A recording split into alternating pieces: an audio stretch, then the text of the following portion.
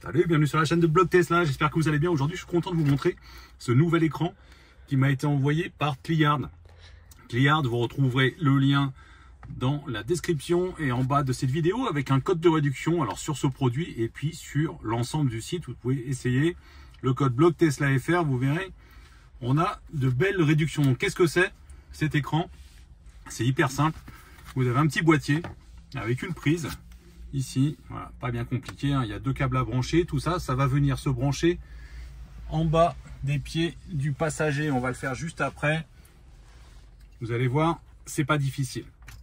Donc ça, c'est le petit boîtier qui va nous permettre de relier en Bluetooth cet écran.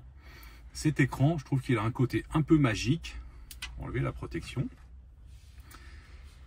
On peut le brancher en USB, si on veut, via un USB-C.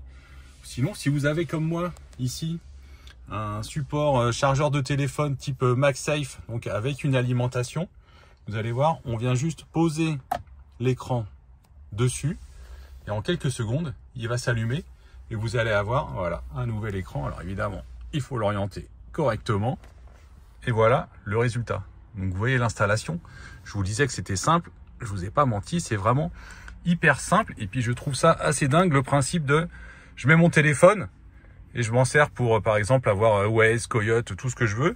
Et puis au quotidien, quand je n'utilise pas le téléphone, tout simplement, je viens positionner mon écran et il démarre en quelques secondes. Voilà, c'est fait. Donc on verra les différentes fonctions qu'il y a tout à l'heure. Évidemment, pour que ça marche, là, il n'est pas connecté. Il faut d'abord que je vienne relier le petit boîtier. Donc c'est ce qu'on va faire immédiatement. Donc ce câble-là, il faut venir le mettre ici, au niveau des pieds du passager. On tire un peu le joint, franchement en 3 minutes c'est fait. C'est très semblable sur les modèles 3 ou les modèles Y, c'est un petit peu plus difficile mais c'est accessible aussi quasiment au même endroit sur les modèles 3 Highland. Donc ensuite on va pousser ça. Ici je vous conseille de trouver quelque chose, un petit chiffon ou autre pour parier la boîte à gants. On va mettre ça, voilà, ça protège. Et ensuite j'ai ce câble là à venir installer. Donc ce câble là, c'est très facile. On met la prise blanche dans la grosse prise bleue d'origine qui est libre. Ça c'est fait. Ici on défait la petite prise. On la branche dans l'adaptateur, dans le Y. Hop, bien clipsé, hein. Bien entendre le petit clic. On la met là. Et au bout de la prise, ça on n'en a pas besoin qui se trouve là, on raccorde notre nouveau boîtier. Voilà. L'installation est terminée. Il ne reste plus qu'une chose à faire, c'est tout cacher derrière, bien ranger pour que ça fasse pas de bruit, essayer de bien les coincer. Et puis après, vous venez remettre le cache qui est ici. Remettez bien derrière, hein, parce que des fois il y a des clips à l'arrière là. Ils sont gros, il n'y a pas de problème, ça se casse pas. On remet le cache, on remet le joint, je le ferai après. Moi je vais déjà aller tester tout de suite pour voir si ça marche au niveau de l'écran.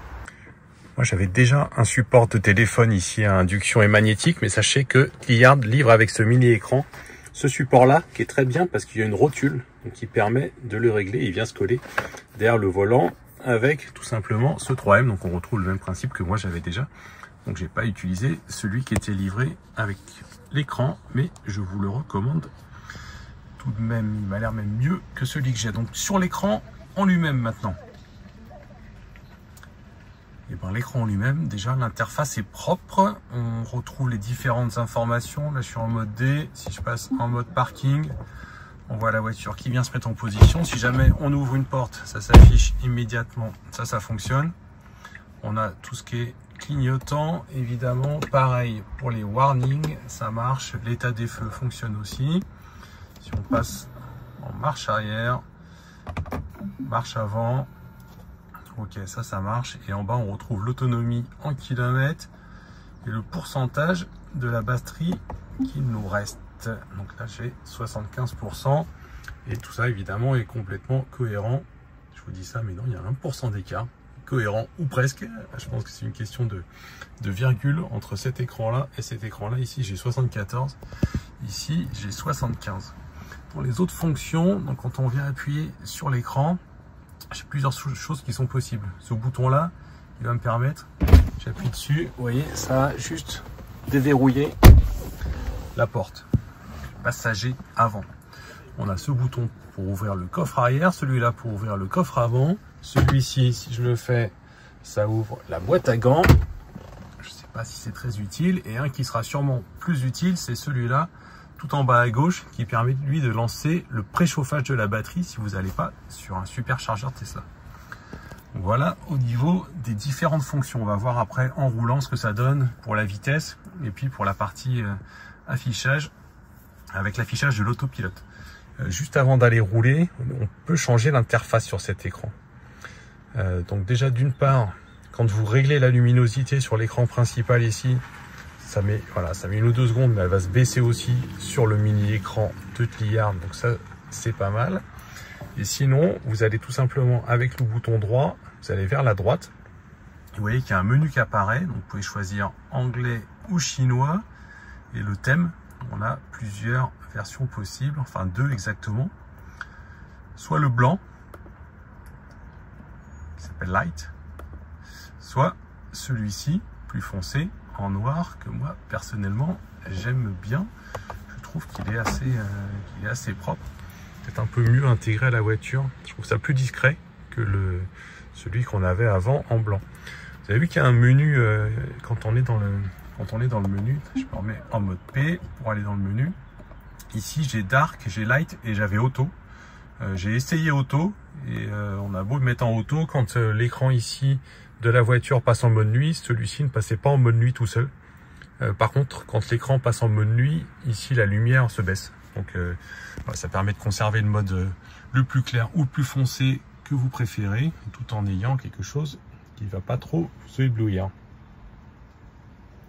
C'est propre au niveau de l'interface. Il n'y a pas grand chose à dire. On voit les 2 barres à droite et à gauche, là qu'on voit un peu plus en mode nuit, en mode noir en tout cas, pardon. Donc sur la droite, c'est tout simplement la partie accélération et sur la gauche, c'est la régène. Donc ça correspond à la même chose que ce qu'on a sur la barre qui est ici. Je vais vous faire une vision avec un plan un peu plus large pour voir ce qu'on voit. Voilà, si je mets la caméra au niveau de mes yeux, voilà à peu près le rendu. Donc c'est propre. Et puis comme je le disais tout à l'heure, ce qui est sympa, c'est que cet écran, soit on l'installe, soit on met son smartphone. C'est vraiment au choix. En 2 secondes, vous avez mis l'écran ou vous avez mis le smartphone. Et éventuellement cet écran, si vous voulez le mettre ailleurs, de l'autre côté par là-bas, vous voulez le mettre à l'arrière, à partir du moment où vous avez le chargeur à induction qui est fixé quelque part, c'est possible aussi.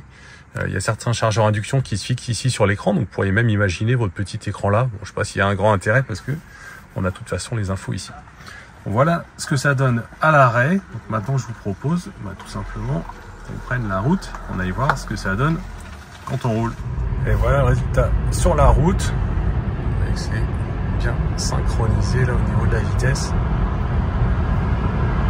Et c'est hyper réactif. Tout ça, c'est propre. Je sais pas ce que vous en pensez.